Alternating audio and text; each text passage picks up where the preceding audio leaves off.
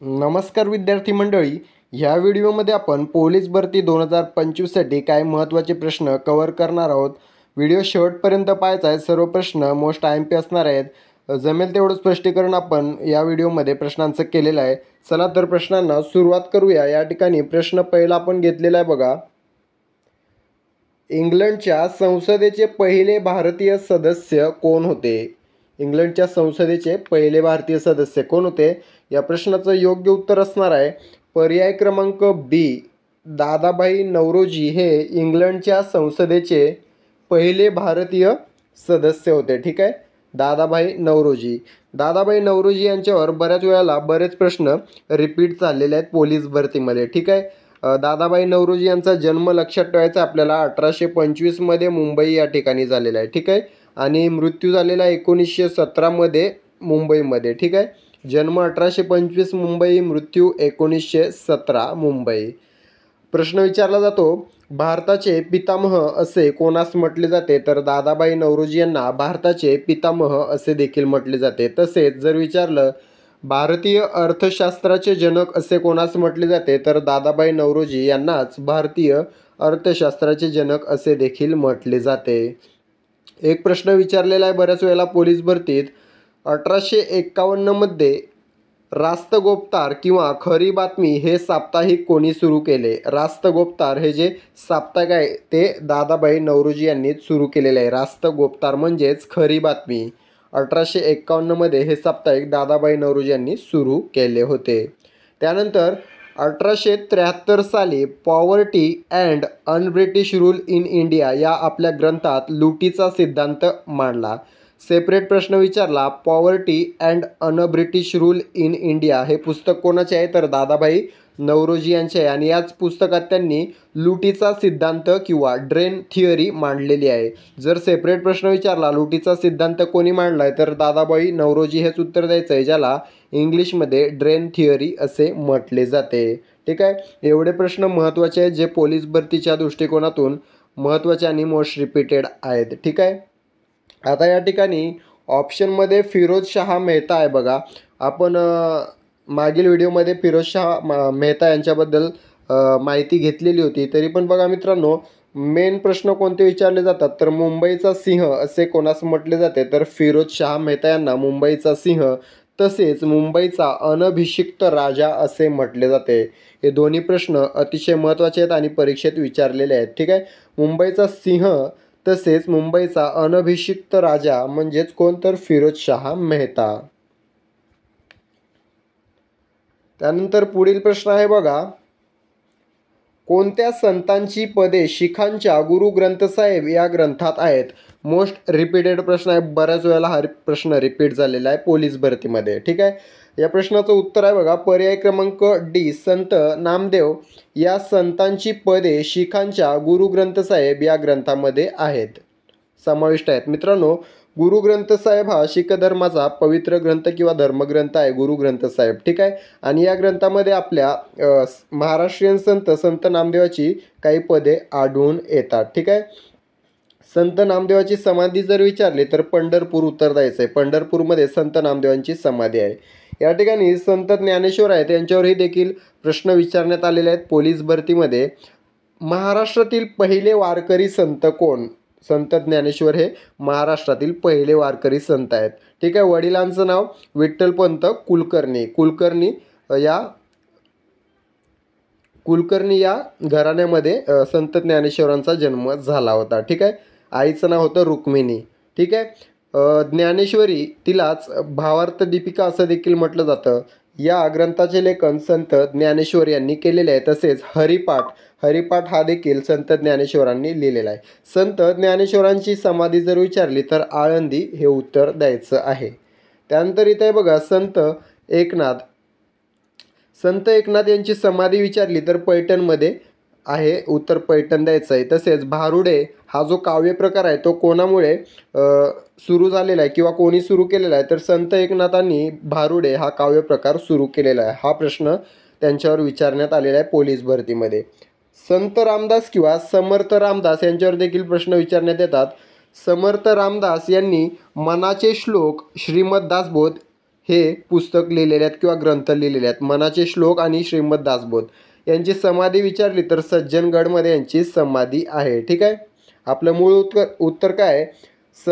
कोणत्या संतांची पदे? संत नामदेवांची पदे गुरुग्रंथ साहेब या ग्रंथात आढळून येतात. त्यानंतरचा प्रश्न आहे, शनी या ग्रहाचा शोध लावण्याचे श्रेय डॅश डॅश या शास्त्रज्ञास जाते. कोणत्या शास्त्रज्ञास जाते? तर या प्रश्नाचं उत्तर आहे गॅलिलिओ.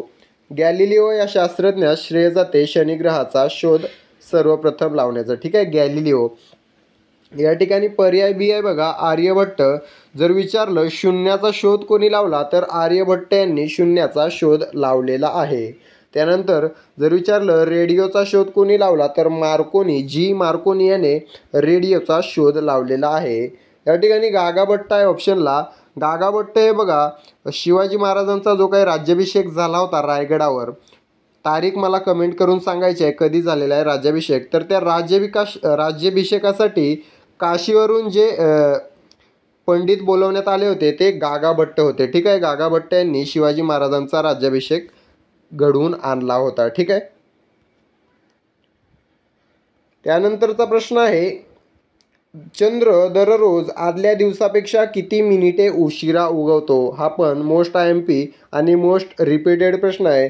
चंद्र दररोज आदल्या दिवसापेक्षा 50 मिनिटांनी उशिरा उगवत असतो. 50 हे उत्तर आपल्याला लक्षात ठेवायचं आहे.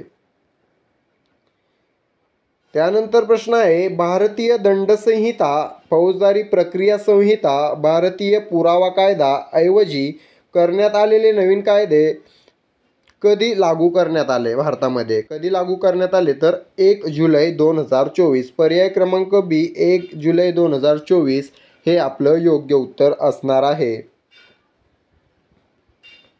त्यानंतरचा प्रश्न आहे,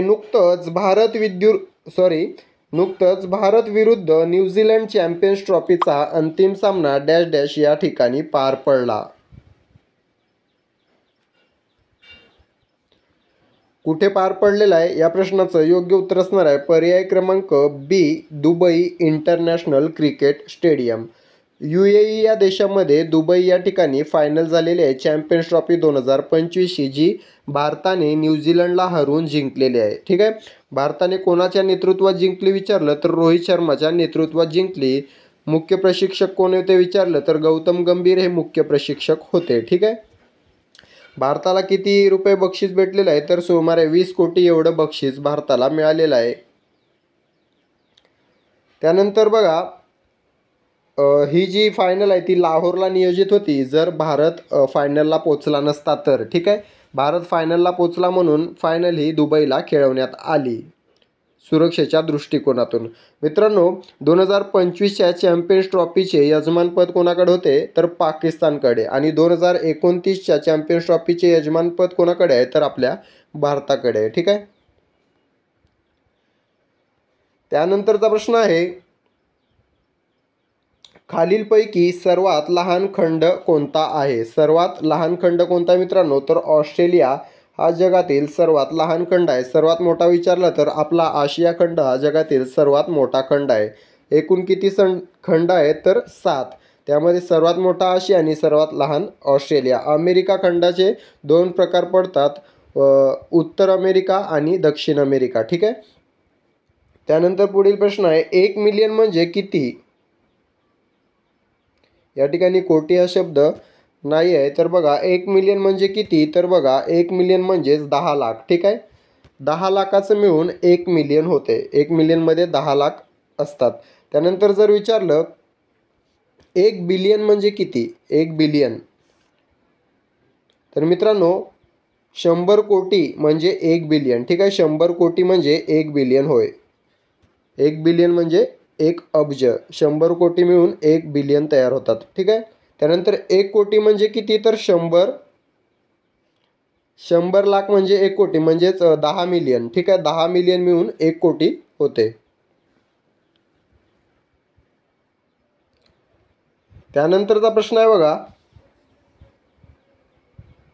सध्या भारताच्या लोकसभेचे अध्यक्ष कोण आहेत? कोण आहेत मित्रांनो? ओम बिर्ला. पर्याय क्रमांक ए ओम बिर्ला हे सध्या भारताच्या लोकसभेचे अध्यक्ष आहेत. या ठिकाणी अमित शहा ऑप्शनमध्ये आहेत. कोण आहेत तर भारताचे गृहमंत्री अमित शहा आहेत. त्यानंतर जगदीप धनखड आहेत. तर भारताच्या राज्यसभेचे पदसिद्ध अध्यक्ष कोण आहेत तर जगदीप धनखड. तसेच उपराष्ट्रपती कोण आहेत तर जगदीप धनखड. त्यानंतर राजनाथ सिंग आहेत. तर भारताचे रक्षामंत्री किंवा संरक्षण मंत्री कोण आहेत तर राजनाथ सिंग. आपलं मूळ उत्तर काय आहे? सध्या भारताच्या लोकसभेचे अध्यक्ष आहेत ओम बिर्ला. त्यानंतरचा प्रश्न आहे, खालीलपैकी कोणता पर्याय मिसाईलचा प्रकार नाही? अग्नी, त्रिशूल, सेतू, आकाश यापैकी मित्रांनो सेतू हा जो प्रकार आहे तो मिसाईलचा प्रकार नाही. बाकी अग्नी, त्रिशूल, आकाश हे मिसाईलचे प्रकार आहेत.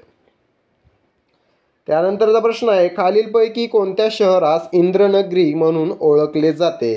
या ठिकाणी अमरावती, पर्याय क्रमांक बी अमरावती या शहराला इंद्रनगरी किंवा इंद्राची नगरी म्हणून ओळखले जाते. या ठिकाणी ऑप्शन आहे बघा वर्धा. वर्धा जिल्ह्याचे जुने नाव विचारले जाते पालकवाडी. ठीक आहे, पालकवाडी हे वर्धा जिल्ह्याचे जुने नाव होते. वर्धा नदीवरून ते पुन्हा नंतर वर्धा करण्यात आले. त्यानंतर नाशिक आहे. नाशिकची 2-3 टोपण नावं विचारली जातात. मुंबईचा गवळीवाडा नाशिकला म्हटलं जातं. त्यानंतर मुंबईची परसबाग नाशिकला म्हटलं जातं. द्राक्षांचा जिल्हा नाशिकला म्हटलं जातं. त्यानंतर प्रश्न आहे, मेषपात्र म्हणजे काय? काय मित्रांनो तर बावळट माणूस. पर्याय क्रमांक डी बावळट माणूस. मेषपात्र म्हणजे काय? बावळट माणूस. पुढील प्रश्न आहे, अंतराळ संशोधन समिती 1962 साली कोणाच्या अध्यक्षतेत सुरू झाली? कोणाच्या? विक्रम साराभाई. पर्याय क्रमांक बी विक्रम साराभाई यांच्या अध्यक्षतेखाली अंतराळ संशोधन समिती सुरू झालेली आहे 1962 मध्ये. विक्रम साराभाई हे इस्रोचे संस्थापक तसेच पहिले अध्यक्ष आहेत. ठीक आहे, इस्रोचे संस्थापक कोण विचारलं तर विक्रम साराभाई उत्तर द्यायचे. तसेच इस्रोचे पहिले अध्यक्ष कोण होते तर विक्रम साराभाई. एक प्रश्न विचारला जातो विक्रम साराभाई यांच्यावर, भारतीय अंतराळ कार्यक्रमाचे जनक कोणास म्हटले जाते? तर विक्रम साराभाई यांना भारतीय अंतराळ कार्यक्रमाचे जनक असे म्हटले जाते. या ठिकाणी डॉक्टर होमी बाबा यांच्याबद्दल लक्षात ठेवायचं आहे. भारतीय अणुविज्ञानाचे जनक कोण असा प्रश्न विचारला जातो तर डॉक्टर होमी बाबा उत्तर द्यायचं आहे. त्यानंतर कलाम यांच्यावर एक प्रश्न विचारला जातो, भारताचे मिसाईल मॅन कोणास म्हटले जाते? तर अब्दुल कलाम यांना म्हटले जाते.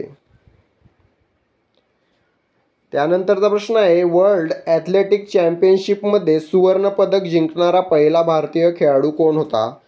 तर मित्रांनो नीरज चोप्रा हा वर्ल्ड ॲथलेटिक चॅम्पियनशिपमध्ये सुवर्णपदक जिंकणारा पहिला भारतीय खेळाडू आहे.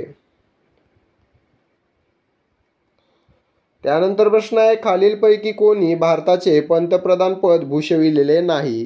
कोणी? तर मित्रांनो नीलम संजीव रेड्डी यांनी भारताचे पंतप्रधान पद हे भूषविले नाही. त्या दिलेल्या पर्यायापैकी विश्वनाथ प्रताप सिंग, चरण सिंग, इंद्रकुमार गुजराल यांनी भारताचे पंतप्रधान पद हे भूषविलेले आहे.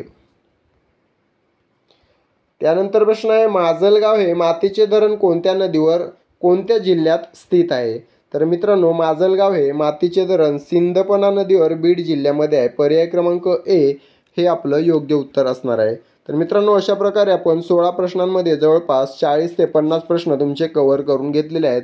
व्हिडिओ आवडला असेल तर व्हिडिओला लाईक आणि चॅनलला सबस्क्राईब करून घ्यायचं आहे. ठीक आहे, भेटूया पुढील भागामध्ये. तोपर्यंत स्वतःची काळजी घ्यायची आहे. धन्यवाद.